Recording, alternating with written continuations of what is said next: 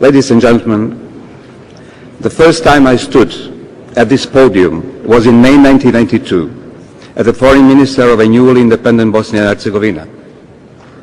At that time, I recounted the unspeakable atrocities that were unfolding in my country.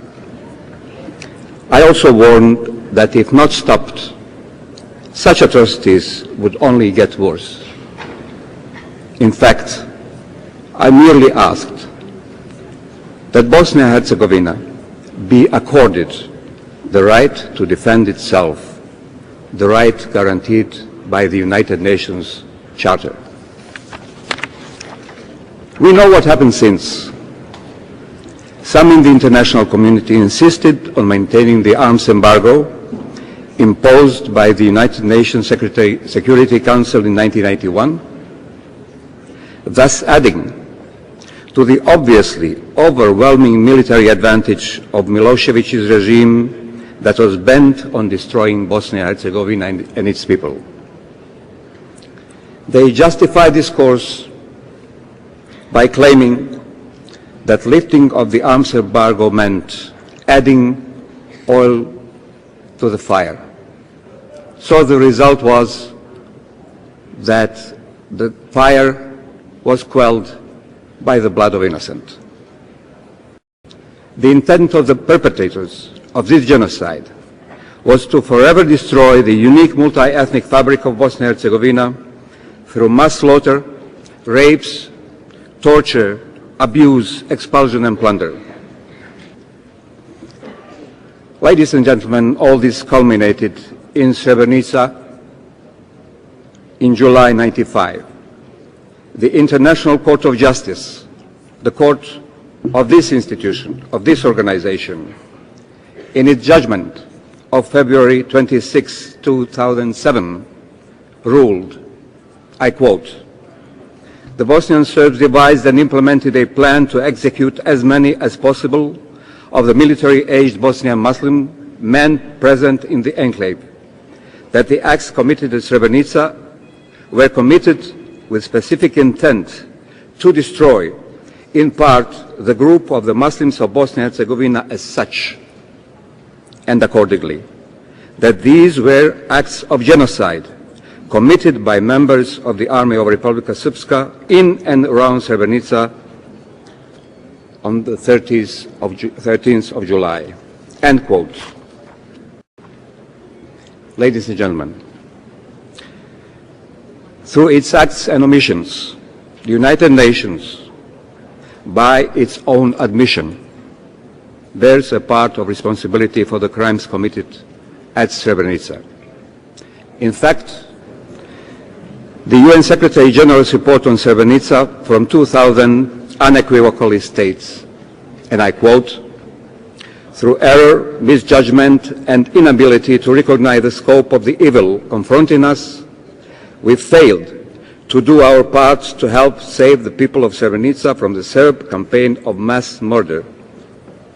Srebrenica crystallized a truth understood and too late by the United Nations and the world at large, that Bosnia was as much a moral cause as a military conflict. The tragedy of Srebrenica will haunt our history forever. We do not want, ladies and gentlemen, the United Nations to be haunted. We want the United Nations to right the wrongs. In fact, international law mandates that this must be done.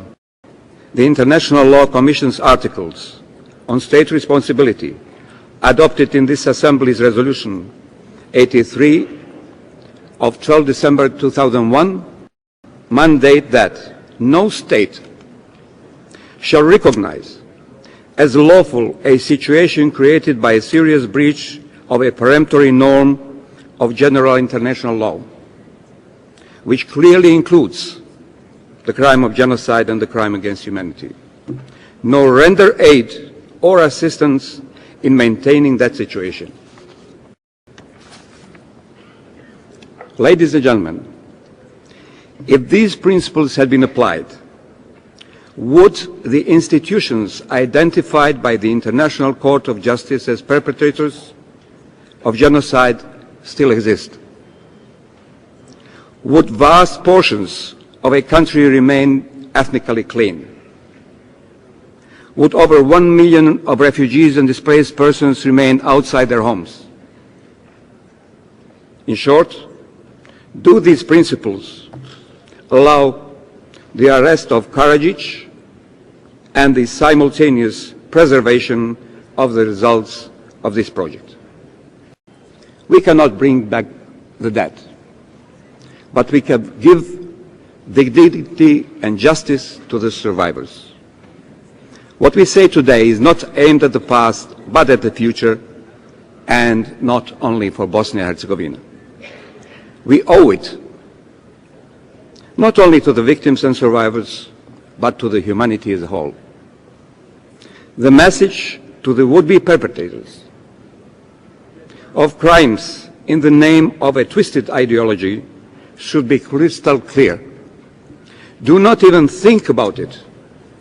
Your terror will not pay off. The 1995 Dayton Peace Agreement ended the aggression, stopped the genocide, and brought peace. These were its major accomplishments. Dayton Peace Agreement, however, was also intended to revert the effects of genocide and ethnic cleansing. It had all the necessary elements to do so.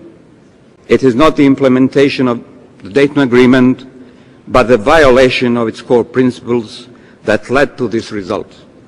It would be a grave mistake to recognize this result as lawful and legitimate. It is the responsibility of this organization to make it right, just as we should not have been forced to smuggle arms into our own country to defend ourselves. We should not be forced now to smuggle basic human rights, justice, and democracy into Bosnia and Herzegovina.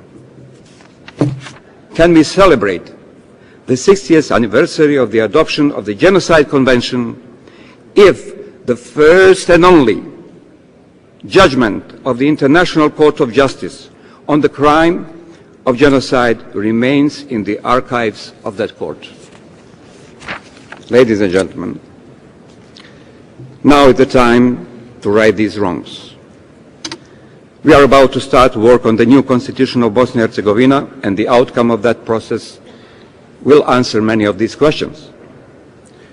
To those who now seek to legitimize the systemic violations of the Dayton Agreement, we all must say, make no mistake, genocide will not be rewarded. This is the responsibility of this organization, because rewarding the genocide would send a dangerous message throughout the world and would surely undermine the chances of peace and stability in Bosnia and Herzegovina and the region.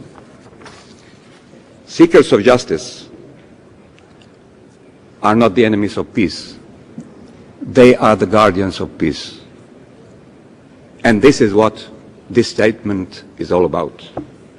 Certainly there are those in Bosnia and Herzegovina who would not agree with this. But surely they are not the victims of genocide.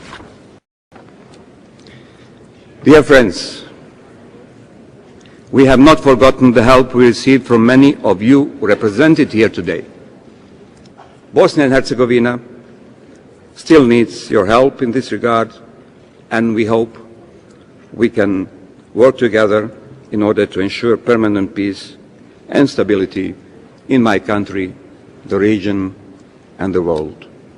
Excellences, Mesdames et Messieurs les représentants, je vous remercie pour votre attention.